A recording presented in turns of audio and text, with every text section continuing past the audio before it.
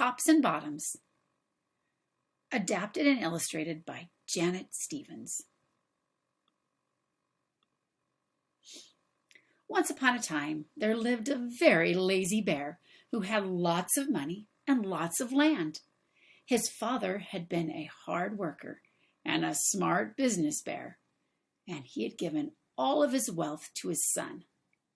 But all Bear wanted to do was sleep. Not far down the road lived a hare. Although Hare was clever, he sometimes got into trouble. He had once owned land too, but now he had nothing.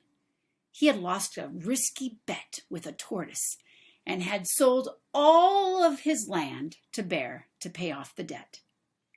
Hare and his family were in very bad shape. "The children are so hungry, Father Hare.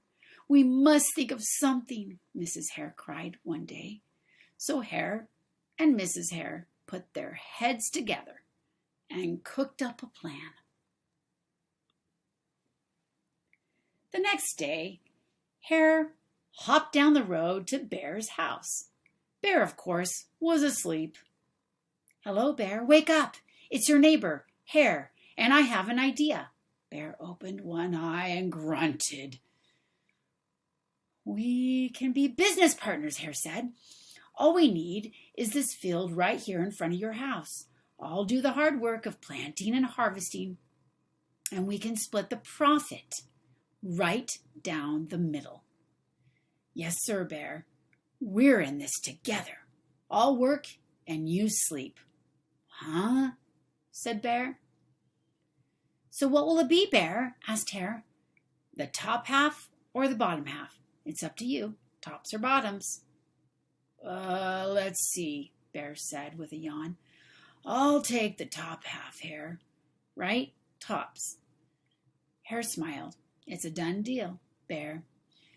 So Bear went back to sleep, and Hare and his family went to work. Hare planted, Mrs. Hare watered, and everyone weeded. Bear slept as the crops grew.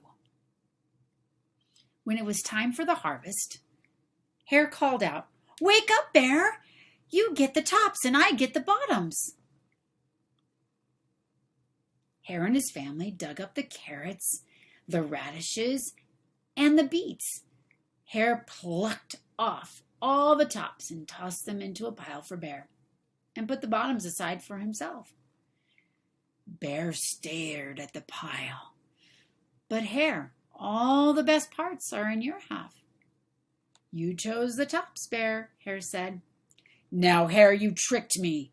You plant this field again, and this season I want the bottoms." Hare agreed. "It's a done deal, Bear." So Bear went back to sleep, and Hare and his family went to work. They planted, watered, and weeded. Bear slept as the crops grew.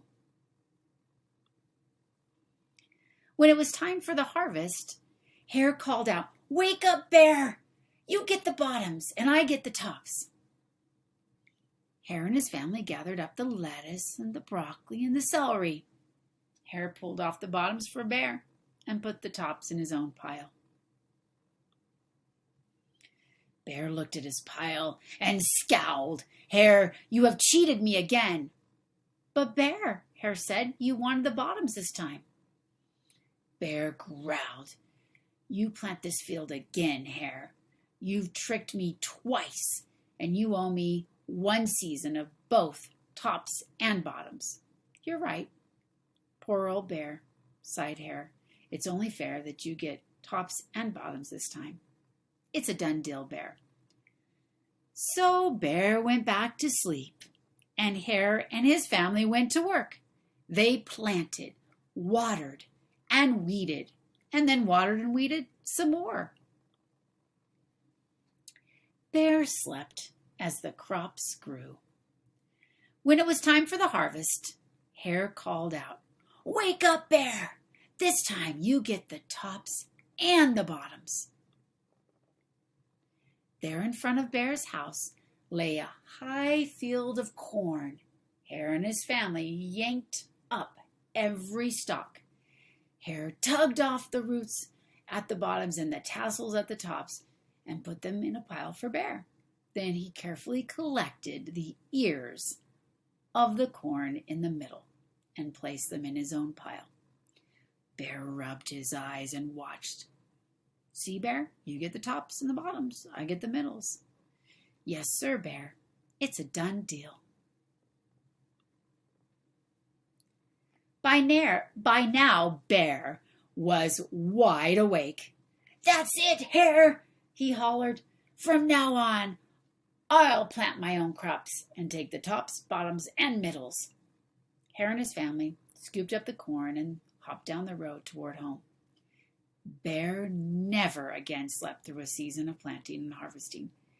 Hare bought back his land with the profit from the crops, and he and Mrs. Hare opened a vegetable stand.